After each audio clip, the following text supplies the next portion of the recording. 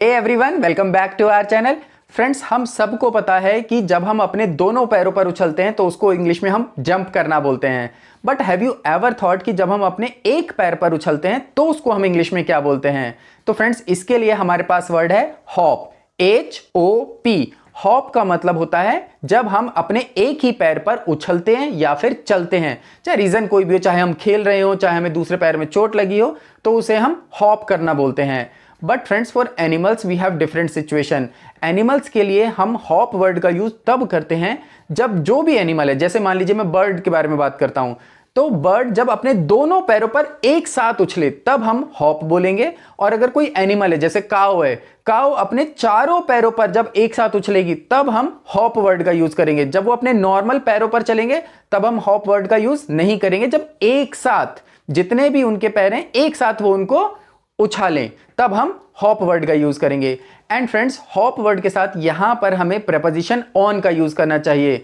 मान लीजिए मैं कहता हूं the cow is hopping on, मतलब कि जो गाय है वो अपने चारों पैरों पर उछल रही है। तो इस तरीके से हमें ऑन का यूज करना चाहिए हॉप के बाद। बट फ्रेंड्स, हॉप के बाद ऑन जो है ये कोई फिक्स्ड प्रेपोजिशन नहीं है, ये सिचुएशन के अकॉर्डिंग चेंज होती रहती है। हॉप वर्ड का यूज हम किसी भी वाहन पर चढ़ने के लिए भी करते हैं। मान लीजिए मैं बाइसिकल पर जा रहा हूं और मैं किसी को कहता हूं कि जल्दी से बाइसिकल पर बैठ जाओ। फ्रेंड्स, यहां पर ध्यान रखना है कि हॉप वर्ड का यूज आप तब करेंगे जब आप बोलेंगे कि जल्दी से बैठ जाओ या फिर उछल कर बैठ जाओ, तो तब आपको हॉप का यूज करना है। और यहां पर आप बोलेंगे हॉप ऑन, क्योंकि बाइसिकल के ऊपर हम बैठते हैं, तो हॉप ऑन द बाइसिकल इस तरीके से बोलेंगे।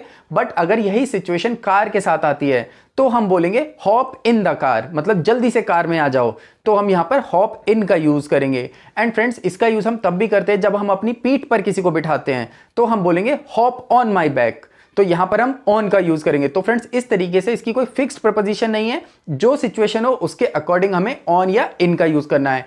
एंड फ्रेंड्स, हॉप का यूज आप एज ए फ्रेज भी कर सकते हैं, हॉप इट।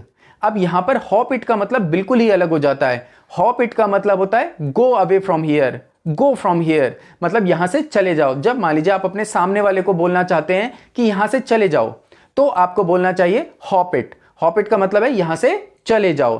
तो फ्रेंड्स, हॉप वर्ड का यूज आप इस तरीके से अलग अलग सिचुएशन में कर सकते हैं। आई होप आपको ये मीनिंग समझ में आया होगा और आप इसको बिल्कुल ठीक से अपनी लाइफ में यूज करेंगे।